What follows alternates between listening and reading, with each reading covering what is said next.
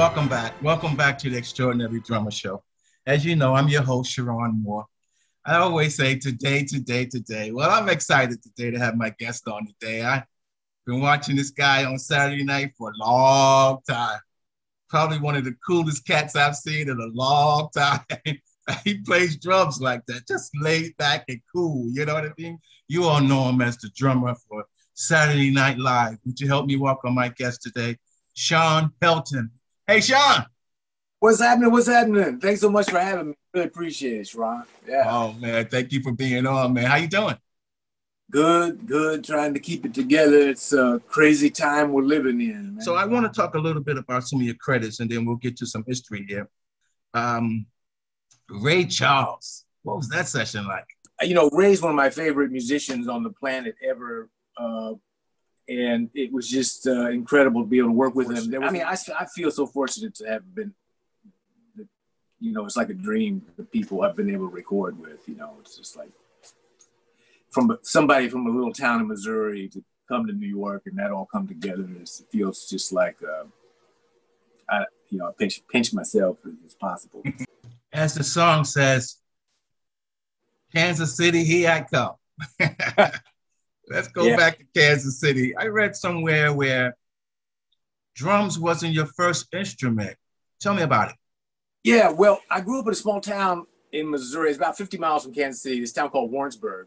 And but what was lucky about it was a college town. My mother was a teacher there at the school. And so, you know, they had a music program and everything. And, you know, music used to be required for I don't know if it still is or how that's working in the elementary schools and junior high and stuff, but like you either had to take band or orchestra. And, you know, if you're trying to be cool and a tough guy and like, you know, everybody was supposed to play football and all that, you know, like it was wild. It's like we would choose orchestra because they give you the instrument and you didn't have to buy an instrument and you know, it was like, well, we don't care about this music stuff. We just want to be badasses, you know, or something.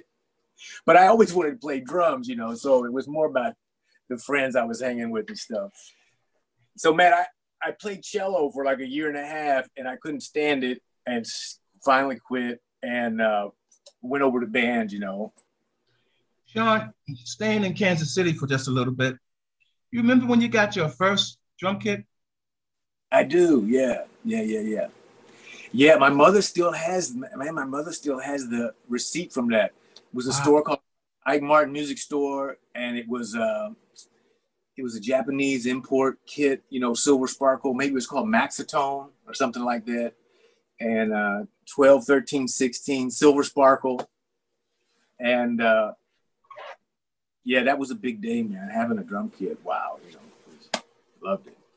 Amazing. That wasn't fair, Shawn. That wasn't fair. We had to go through that Sears catalog thing, the paper heads that broke up the same night. And you get rims like with drum heads on it, you know? Yeah. Well, no, I mean, at first I had to play on little pots and pans and stuff, you know, so I guess I got a kit maybe in 8th grade. But it was still, that was just, man, once you had a drum set and set up in the basement, put headphones on and play along with things, it's amazing. Yeah, you're absolutely right. Staying there just a tad longer, I'm moving forward. I read somewhere by the age of 14, which you already mentioned, you was working live, but you were already in the union at that age? It was. What? Yeah. Well, it's funny. They had Sedalia, Missouri had a musicians union there. And I had this gig playing this really like a piano duo behind a singer at a place called the Strawberry Patch or something really bizarre in Kansas City. And to do the gig, you had to be in the union. It was wild, you know? And so, yeah, I had to join really young, which is funny, yeah. That's sweet, man. I'm out playing with marbles and climbing trees, and you're already in the union, man. Yeah, crazy. That's awesome. How did you go about making a name for yourself around town that led to not the big gig that made you, you know, Shawn Pelton, but started to get some pretty good sized work around town. How did you go about that? Well, man, I was really lucky to move to New York with a gig. And so the way that kind of happened was I ended up going to school at Indiana University, and they sort of had a big music program, and there was a jazz thing there.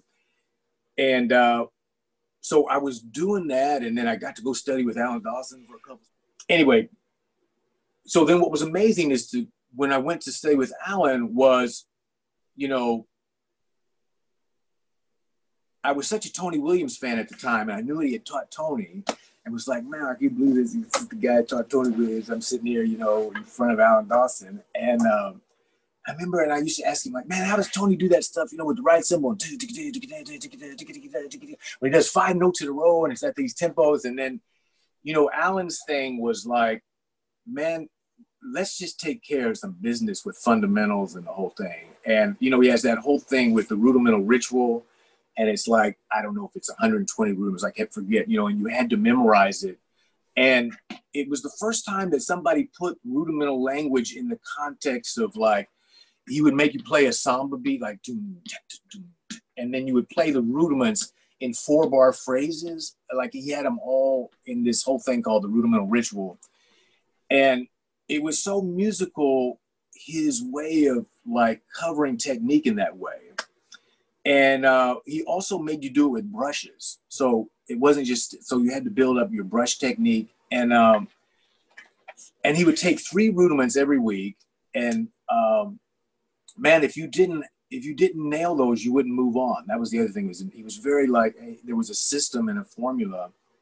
And he, you know, you were in so awe of being around him that you just did what, you know, was amazing. It was just so cool. So his lessons were like, you know, hour long, and it would be 3 20-minute segments. It would be this rudimental, like, technique thing, but in the context of, like, 4-bar phrases, and you're playing your feet. And this was building into, like, where you covered, like, all this rudimental language of, like, you know, and you memorized it, and it's pages and pages. Then the next thing was his approach with the syncopation book. So, you know, the Ted Reed syncopation book is basically just a bunch of rhythms, but he would apply different concepts for independence, or, you know, an orchestration of taking the rhythms and putting it around the drum kit. So then he had 1,000 ways to go through the syncopation book. Then the last 20 minutes, he would play vibes, and you would play drums with him. And, you know, it got into the music thing about, like, song form and trading and melodic development and, like, touch. And so, you know, I mean, obviously he was a great, inspiring teacher for so many people, because so many people that studied with him went on to do such great things, you know, musically. And I just feel so lucky that I had the chance to do that. And the systematic way that he went about it, and the way he structured his lessons in 3 kind of specific 20-minute segments, and the whole thing, amazing.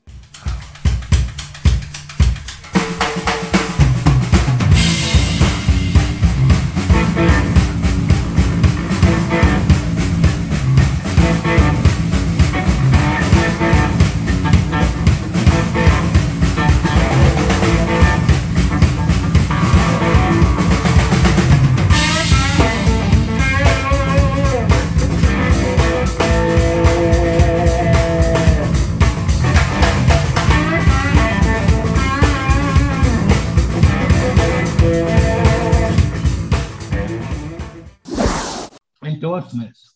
What are you playing? What cymbals, what sticks, and so forth and so on. Yeah, well, this is one of the DW kits that I love. It's the maple mahogany, and then Zildjian cymbals. I've been with Zildjian and DW ever since started doing the show back in '92. This season will be 30 years over there. It's crazy. Remo heads. And so Zildjian, DW, Remo heads, LP, you know, percussion stuff. And, what are you doing sticks? Vader, yeah. Vader, yeah. What was I saying here? Why why not? This is funny. Why not the Terry Bozzio kit? I noticed you have a pretty you have a pretty small rig all the time. Yeah.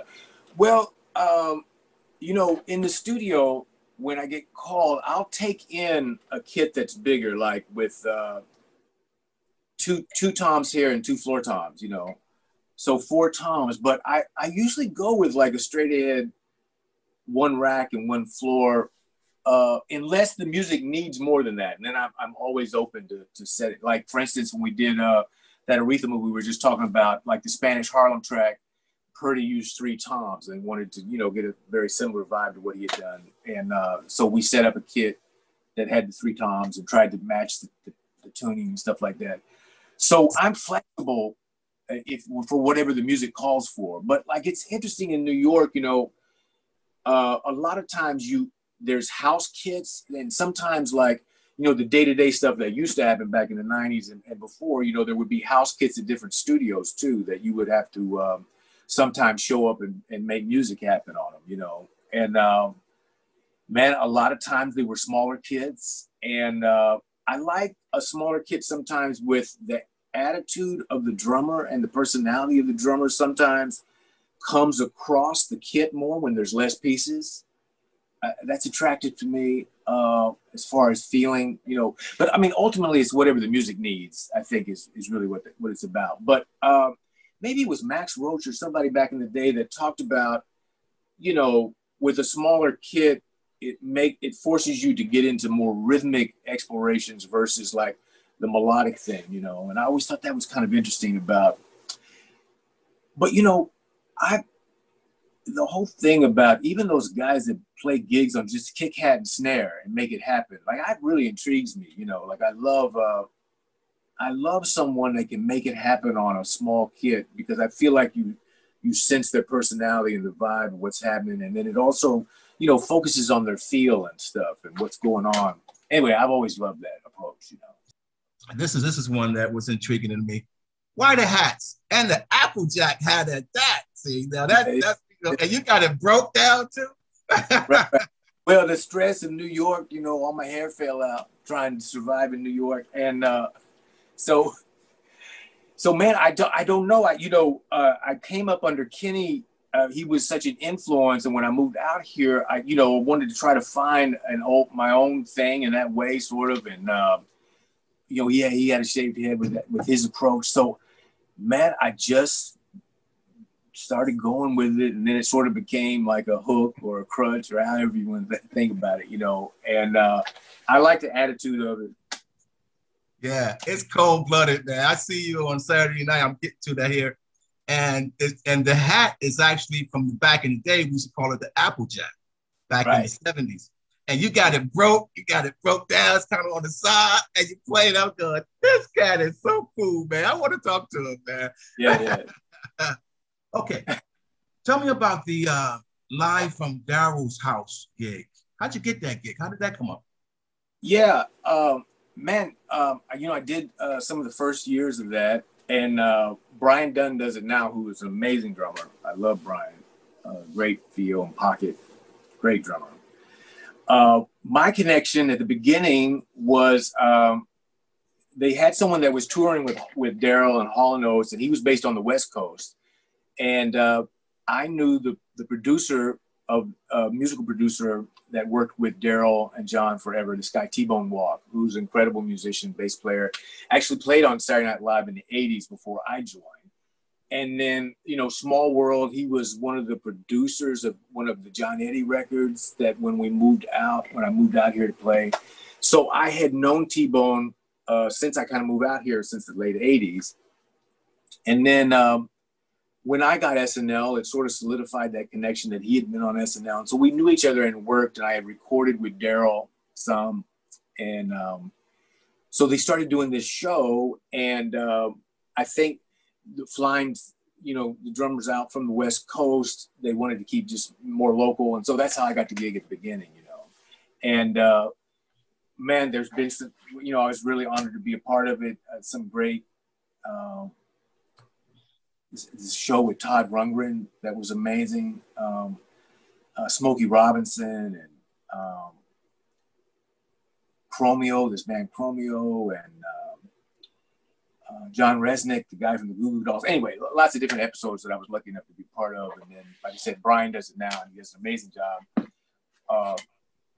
And then it sort of ended when I think, you know, the SNL thing often interferes with certain taping schedules with things. And I think they wanted someone that could be consistent to do the show, but also able to go out and tour with Daryl. And then, so there was, and then T-Bone passed away. So there was sort of this changing of the guard. And so Brian does it now, does a great job. But I feel really fortunate to have been on it. And I'm really proud of some of those performances. I think some of them turned out really great. Saturday Night Live, SNL. I read somewhere where you only do about 22 of those tapings a year. Is that right? Yeah, it's a trip. The show, we'll start this season. It starts the first Saturday of October. And it always either starts sort of the last Saturday of September, first Saturday of October, and then it goes all the way to the middle of May, usually, middle to end of May. And so, you know, they'll do 2 or 3 weeks on and then take off 2 weeks, and then there'll be 3 live shows. And so from that span of September to May, there's really about 20 to 22 live shows. But they take those shows and then rerun them within that same year so that the topics can seem current, I think, you know, and all that. And so I got to tell you, it's one of the most fortunate gigs to step into. So lucky as far as the amount of time. It doesn't take up a tremendous amount of time, so you're flexible to work in town and do sessions and kind of do your own thing that you want to do. And I did get this raise in 2003. They made me the contractor. I was out with Sheryl Crow, and that was a blast. And I was sort of touring around the show and trying to make both things happen. And I think they wanted to try to keep me more not out on the road and around for the SNL thing. So about 2003, I got this thing with, you know, doing being the contractor. And so that's kept me kind of around, and man, it's been a really incredible ride. Like, so lucky. Is there any moments you could tell us of some fun moments that you remember doing the show? Well, you know, because it's live TV, there is always this possibility that something can go off the rails, you know. So, I mean, I was around for some of the really dramatic moments. Like, the first year I started was when Sinead O'Connor did that thing where she ripped up a picture of the Pope. And man, it was wild. You know, I remember standing there seeing it, and the whole crowd just gasped. They were so kind of shocked. And it was like somebody punched the audience in the stomach. It was really a trip, the reaction, you know.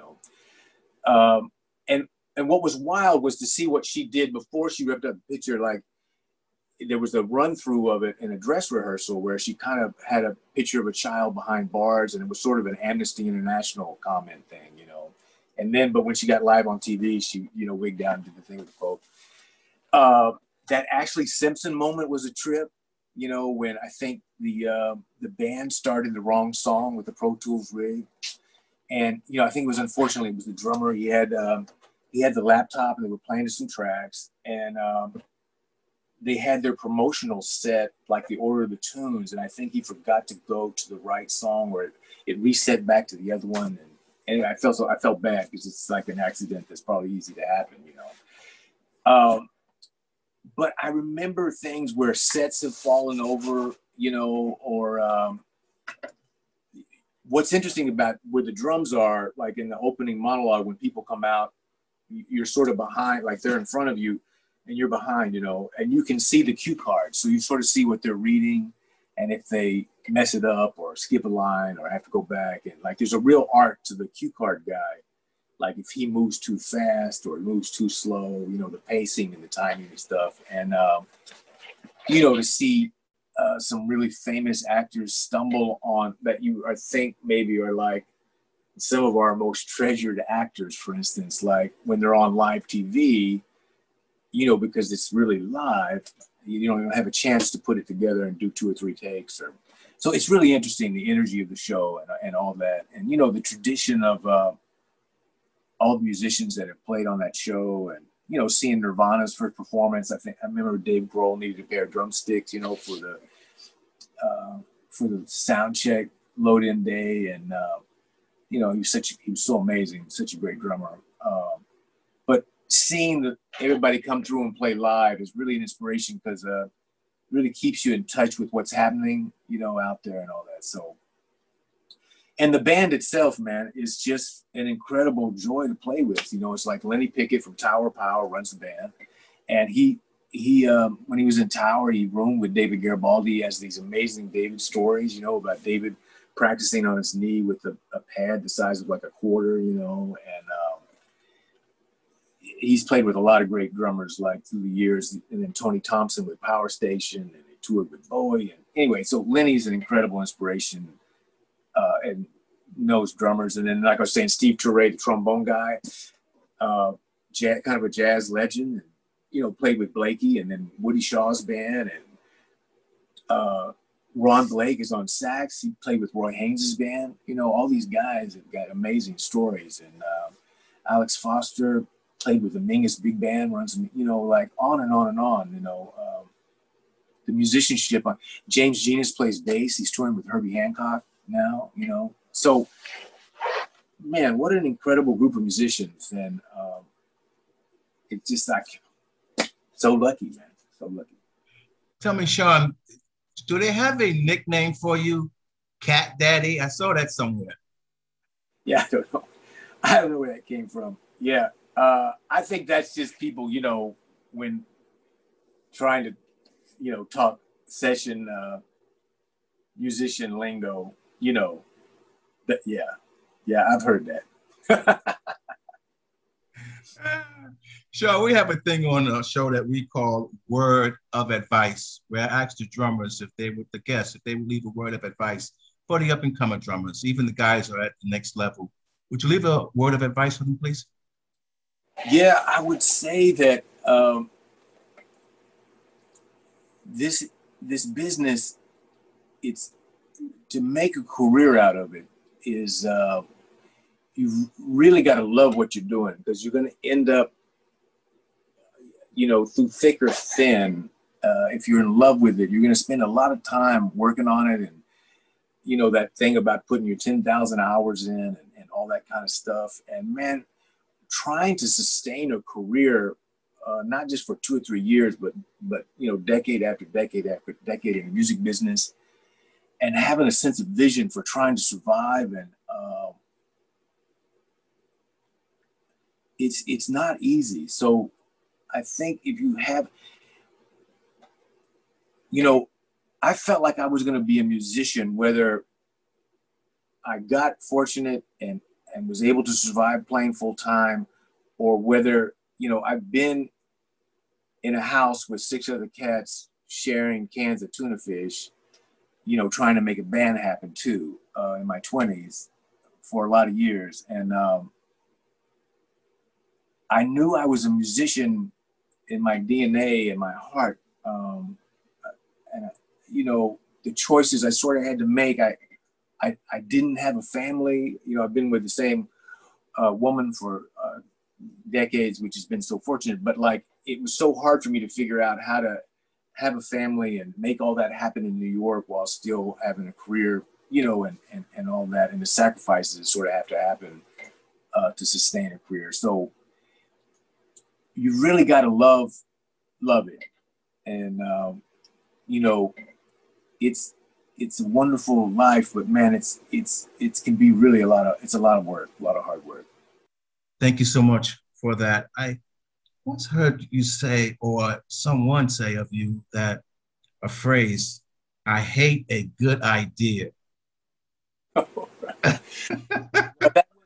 That's in the context of an artist said that once at a session.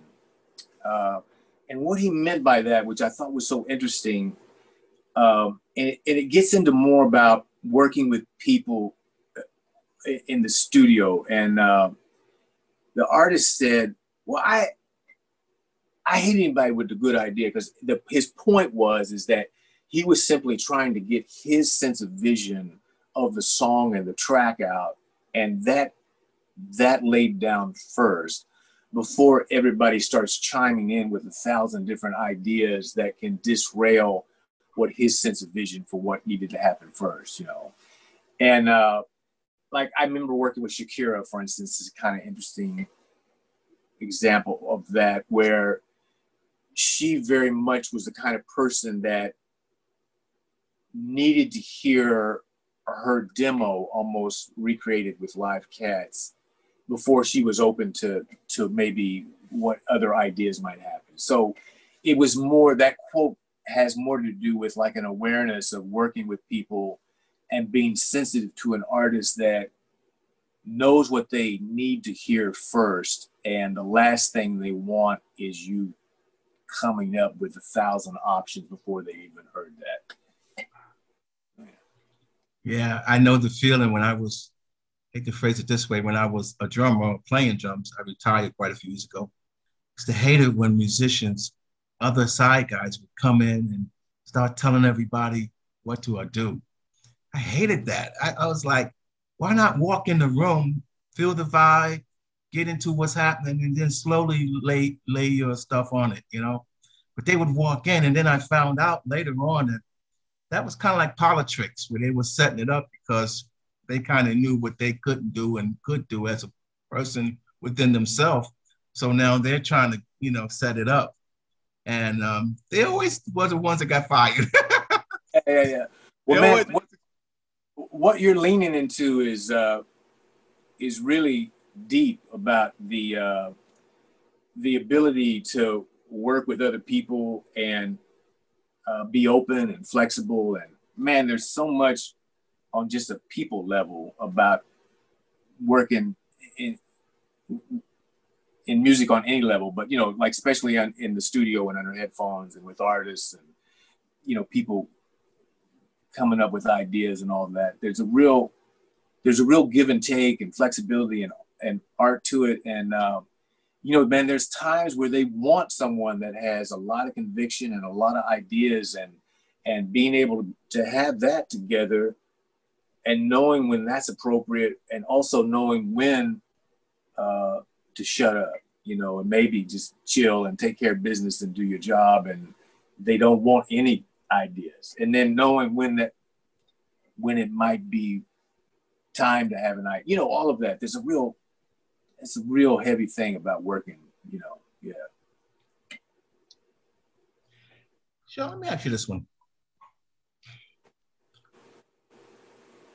What would you want your legacy to be said, to be told? Man, you know, I think ultimately I would like to have been known as someone that had a good feel. You know, I'm always been in love with drummers that are great pocket players, and there's something happening with their feel that you're in love with, you know.